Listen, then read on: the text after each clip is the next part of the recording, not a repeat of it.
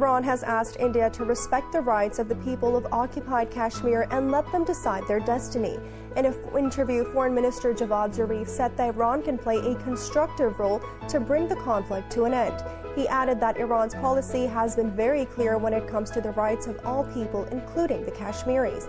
Zarif said that Iran is in talks with both New Delhi and Islamabad to resolve the issue per the interests of the Kashmiris.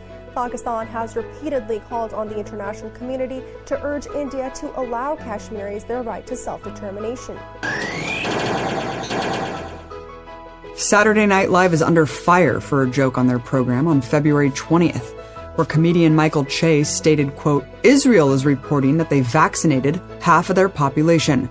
Israel is making headlines for rapidly rolling out the vaccine for its 9 million citizens, about 1.5 million of whom are Palestinians with Israeli citizenship. According to reports, they are receiving the vaccine at the same rate that Jewish Israelis are receiving it." Predictably, there have been swift condemnations demanding an apology and retraction for the statement. Former Israeli military spokesperson Avi Meir tweeted, "It's all fun and games until you start promoting anti-Semitic myths. NBC SNL, apologize."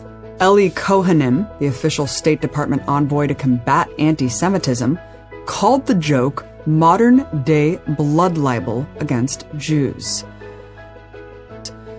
Making this about anti-Semitism is an attempt to deflect from the real punchline, that Israel is a human rights violator with criminally unequal treatment for Palestinians. This is an indisputable and well-documented fact.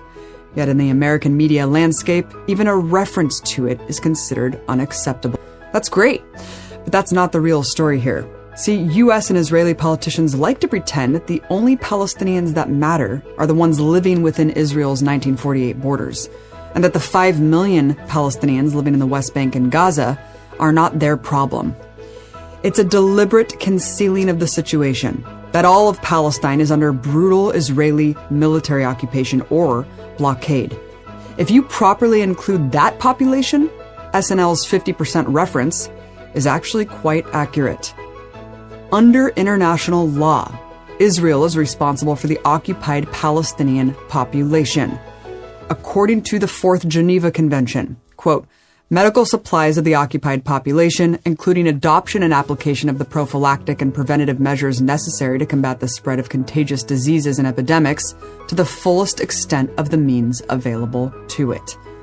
Israel's health minister recently scoffed at this legal obligation, making his own joke, which oddly didn't receive any backlash, stating that Israel has no more obligation to vaccinate Palestinians